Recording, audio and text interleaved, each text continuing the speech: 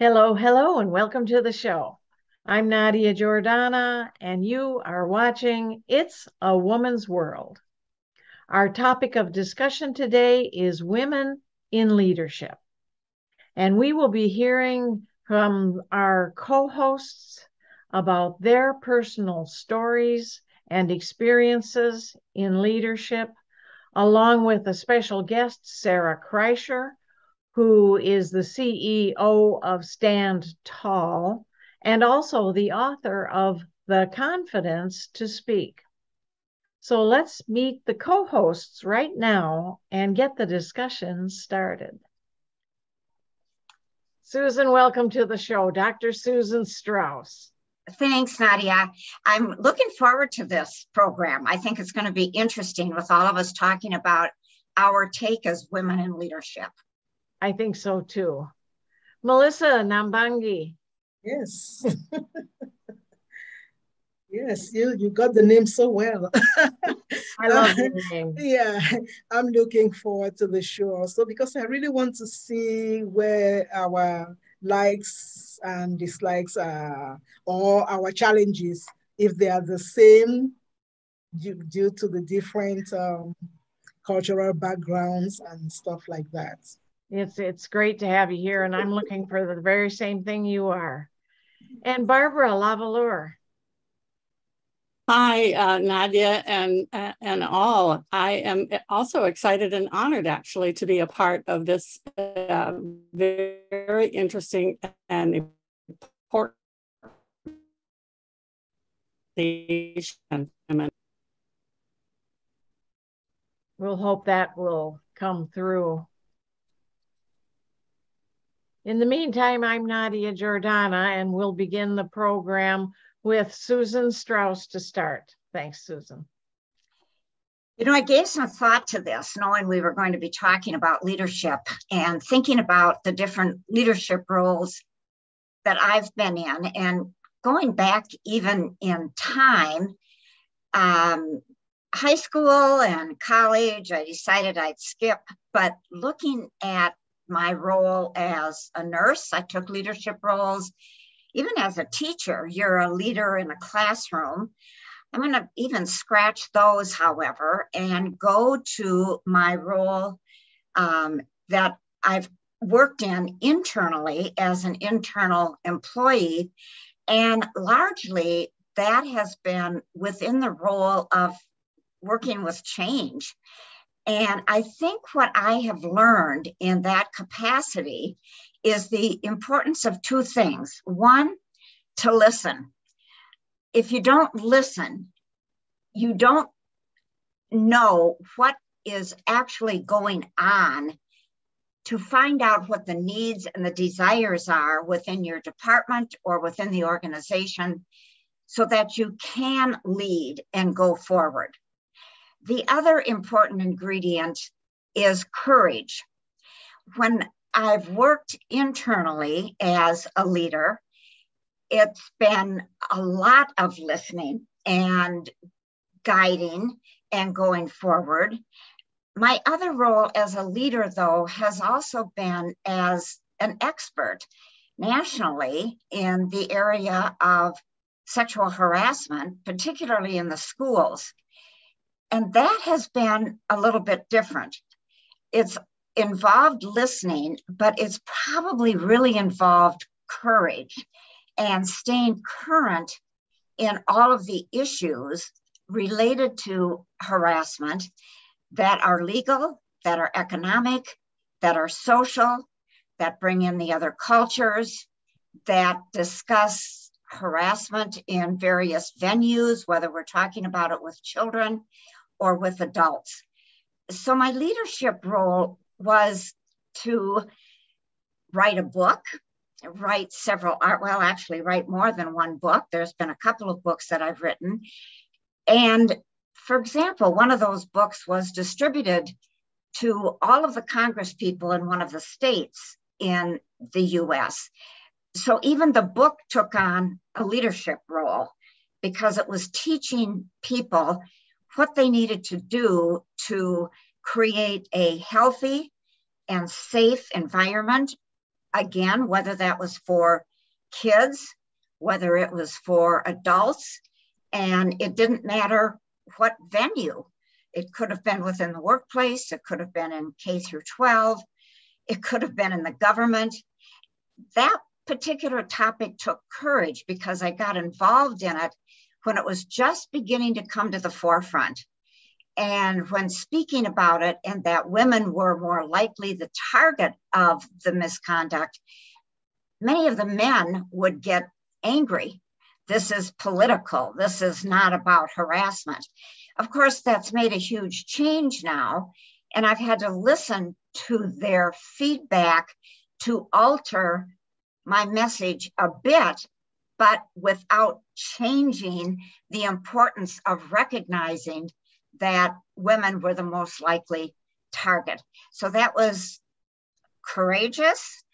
It was difficult, but it was also fun because it was constant learning. So I think I would add continuous learning to my listen, my courage, and my learning. At any rate, I've been fortunate to do all of those.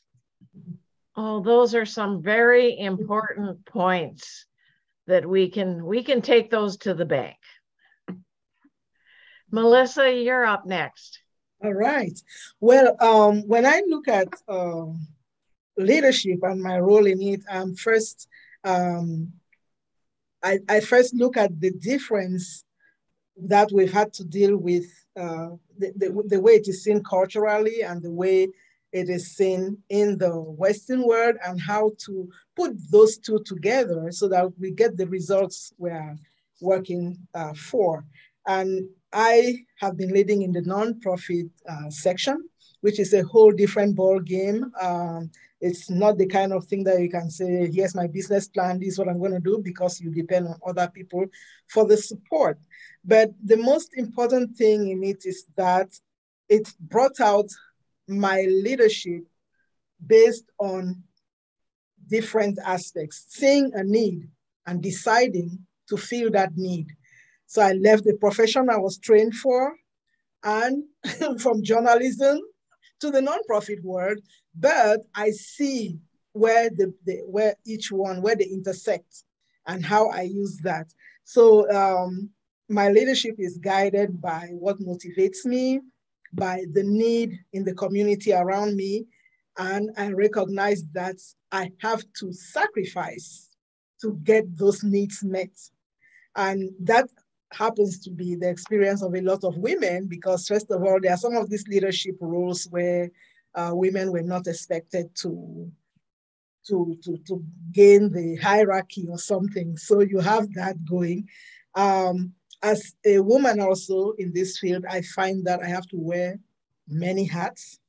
I have to do some accounting, which is something I really don't like, but I have to do it because you come up with different sizes of organization. And if you don't have a large organization, you are going to wear the hat of many of the things that need to be done. Creating programs because I see the need and I think, oh, this is how it should be done. And as Susan mentioned, there's the whole courage that you need to have, because these are not things that our community like. It's just like the debate here about women's rights and so on. It is very severe within our community also. So when you are doing anything that seems to be promoting a woman's right to her own decisions, you don't really have that many. Well, they'll not tell you they are your enemies, but they are not too happy. You are seen as trying to get women to be self-sufficient and to be stubborn. That's the word. So you look like the person causing that. But the advantage we have, or someone like me has, in being a woman in this kind of position is the fact that I know the community I'm serving. I decided to make the sacrifice to serve them. So I know that I may have a lot of challenges and I may feel like giving up and maybe running to do something else, but the motivation to see the participants succeed is so strong that it makes up for the difficulties that I face. it's also an advantage because, like I said, coming as a journalist and now I'm doing this, I quickly become an expert because I live the experience. I live the experience, but because of my education, I know the channels that are out there to resolve these issues. And because I believe in the women's rights or women's need to empower themselves, I also know how to go about doing it. And most of all, I know the culture. So I know how to make it non-threatening for those who are not in favor of women having a certain level of comfort in the community. Thank you, Melissa. That is fantastic. Yeah, we really do have to sacrifice. Barbara, you're up next. Thank you. I have so much in common with Melissa, having been, well, I'm an international photojournalist, and also I have headed up a nonprofit among my leadership roles. But it really all started with my mother, who was a very strong person. She had 4 hair salons in Otter Tail, Grant, and Douglas counties in rural Minnesota. So I salute my mother and my 2 older sisters as leading the pathway for me to have a powerful life and to become a leader almost everywhere I've participated in life. It actually started in high school when I was the co-editor of my high school mimeograph newspaper. In college, I was the first person to major in mass communications at the university where I went at Moorhead. And also I was the first person, a Caucasian person, to be in a new program called the Institute for Minority Group Studies, where we had 4 students, a Caucasian, a Native American, an African American, and a Latino. That was a very interesting time in life. Then I spent 20 years in Europe, and my then husband and I had our own manufacturing company in Germany. And when I came back 29 years ago, I founded Valleur Communicates, a communication company where I did a lot of public speaking and also photo exhibits and things of that nature. I was also the head of communications at the School of Nursing at the University of Minnesota. And then, as I mentioned, I was an executive director of a nonprofit keeping seniors out of nursing homes. Nothing to do with journalism, but everything to do with my passion for making a difference. So, and for the past 28 years, I have been a leader in a transformational educational company called Landmark Worldwide. I am a volunteer, although I was on staff for a period of time. But for most of the 28 years, I have been a participant and also a program leader. And right now, because of COVID and because of Zoom, I'm a global leader because our participants are from all over the world, which is so exciting. So what a leader is for me is I cause good trouble. I stand up for what I believe. I absolutely speak out. I think that's critical, especially for women. And I volunteer. I volunteered in my community where I was public art chair and on the Arts and Culture Commission for 6 years in the community where my husband, who's also a community leader, by the way, and I live. I lift up people around me. That's very important to me. So when people are around me, I lift them up to be the best they can be. And I want to have fun. I want them to have what they are out to accomplish in their lives. I want them to have miracles. And I want them to actually experience what they're committed to. So that's what I do. And I'm very good at it. So I think the single most important thing, well, there's 2 actually, and that is, like Susan mentioned, listening and also integrity. Without integrity, nothing works. You have to keep your word in whatever you do so that people can count on you, can trust you, and to look up to you. So listening and integrity. And that's it for me, Nadia. I agree with you on those points, Barbara. That is fantastic. Thank you. I'll talk a little bit. I've had a multifaceted career, as every one of you have. And it's so interesting to look back. I can look back in the corporate realms where I certainly wasn't a CEO, but I did lead committees, projects, and meetings, and learned a lot through that process.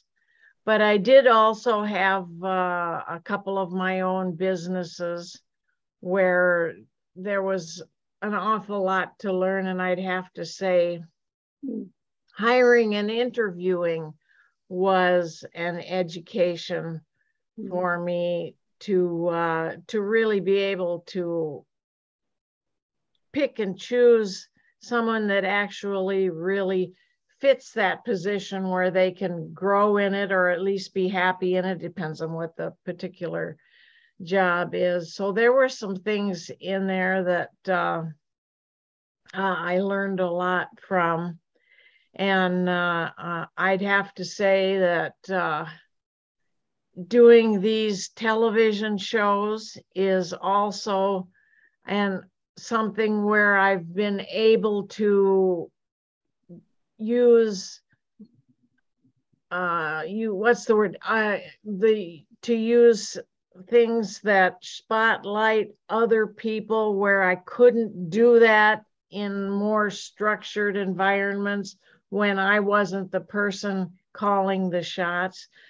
And I'd say the two most important things that I would want to highlight, first of all, is communication, which has come out in different words through this discussion, and inclusion. It really makes a difference when you have a variety of people within an organization contributing, and you really want people to be able to as resources, you really want to be able to tap into the people that are in your organization and find out what their hidden talents are. Everybody has hidden talents that they weren't hired for, that they're just waiting to share with the world. I know I was that way. So I'd have to say communication and inclusion would be my two main points. And now we're going to change gears. Thank you, ladies. This has been outstanding hearing from you and your insights on this very important topic.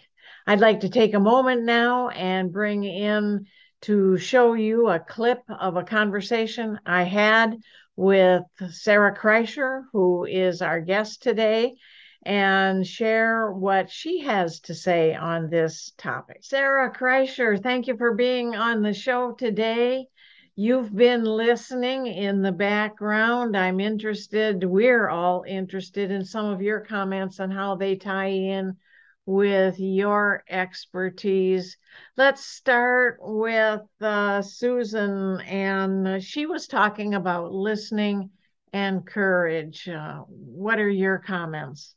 Well, thanks for having me, Nadia. This is such a fun topic for me. Of course, I've come to speaking in public and presentations quite unnaturally, if you will. I used to be really scared of speaking. So the things that these women are bringing up, like listening and courage as it relates to leadership, I can find the same sort of things in speaking that are really relevant.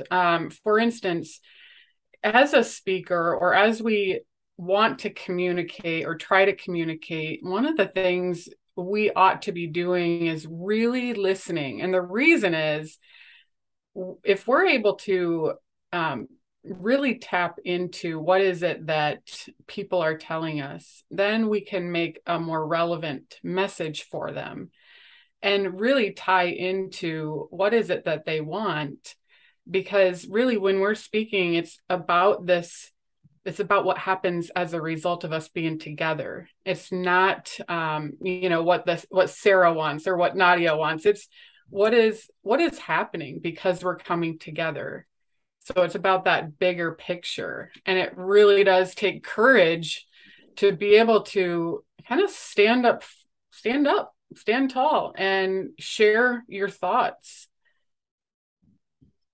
And also, I think then Melissa mentioned a couple of important things.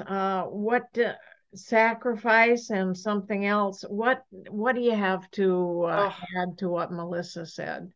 Yeah, Melissa had quite a few wonderful phrases in there. And when she mentioned sacrifice, I thought, wow, that is something that as a speaker, we have to look at it almost as sacrifice, because we're putting ourselves in a vulnerable position if we're speaking up for ourselves or speaking up for others or sharing a message. We're being exposed in a way to judgment that doesn't feel good. So it's knowing that is a sacrifice that we're willing to make because of the purpose or the larger message.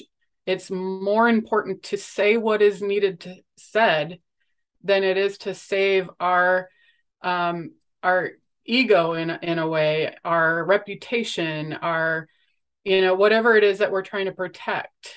We're really leaning into this vulnerability.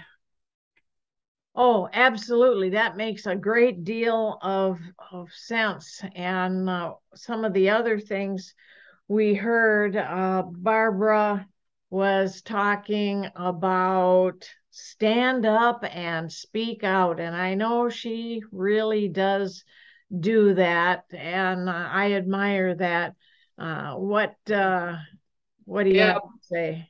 Barbara strikes me as someone who's thought long and hard about what she believes and what she thinks. And that's what's required. If you're going to speak out, you really want to come from a grounded place of knowing this is what I believe.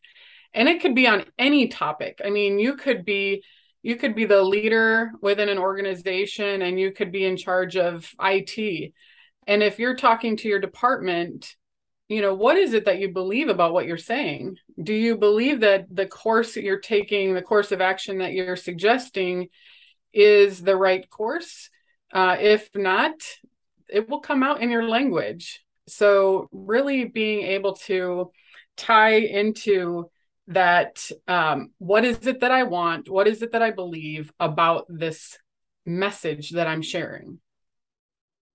And I mentioned communication, and what was the other thing is inclusion. I'm not sure what inclusion might have to do about leadership. You might have an idea, but communication is so important. And I, as a young person, had not the courage and the stand-upness that Barbara talks about, and I had not the ability to speak out. So it took me many years to become a speaker and to be able to speak. And do you have some comments and tips about how someone might not flounder for so long like I did? Oh, I sure do. I feel for you, because I was in a very similar situation and didn't really get to the point where I could share what I needed to share until I adopted a few strategies.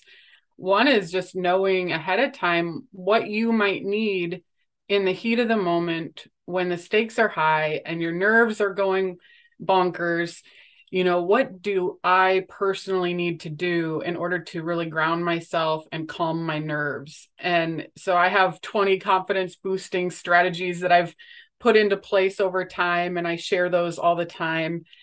And then the other thing, having a structure around how you share your message. I've heard many, many times people say, if I felt prepared, if I did all my homework, if I knew exactly what I was going to say ahead of time, I feel confident when I speak. And the truth is, we don't have to spend hours and hours preparing, but we do want to look at our messaging as a structure, sort of a beginning, middle, and end would be a 3-part structure for how to present something. And I have 3-part structures that I'm a fan of that I've created just because I wanted a way to share a message succinctly, being prepared fairly quickly, and being able to get the message out without having to go down a bunch of rabbit holes, which is easy to do. So those couple of elements that I've kind of brought into my own practice has been really helpful with others in the communication aspect of leadership. And inclusion, Nadia, I have a bonus for inclusion. I think it is really important to think of your audience as being right with you, as in partnering with you. If we look at our audience as adversarial, or someone who's against us, or someone who may not buy what we're selling, we can really use language that keeps us separate. And so I really encourage people to stand on the same side of the fence. Think about yourself in terms of partnering with, and your language will become more inclusive, making it possible for the audience to trust and to really lean into what it is you're saying. Wow, that is great. And I should ask you before we go, Sarah, these points that you talk about, are they in your book, The Confidence to Speak? They're in my second book. So The Confidence to Speak is really about all the different ways that we view speaking as going wrong or bad. And I'm pointing out in this book that really it is not wrong to be yourself and to be authentic and to even make mistakes in your speaking. But the second book that I wrote, Captivate Your Audience, that has all the nuts and bolts for how to create content and how to look at presenting. Oh, Captivate Your Audience. Well, I will include that information and look it up. Thank you. I didn't know you had a second book. Yes. It's been a while since we've talked. Thank you for joining us on the show today, Sarah. Thank you, Nadia. Thanks a lot, everyone. Barbara, Susan, and Melissa, and Sarah, we've had a great conversation here today. And that concludes our program. You're watching It's a Woman's World. We'll see you again next month.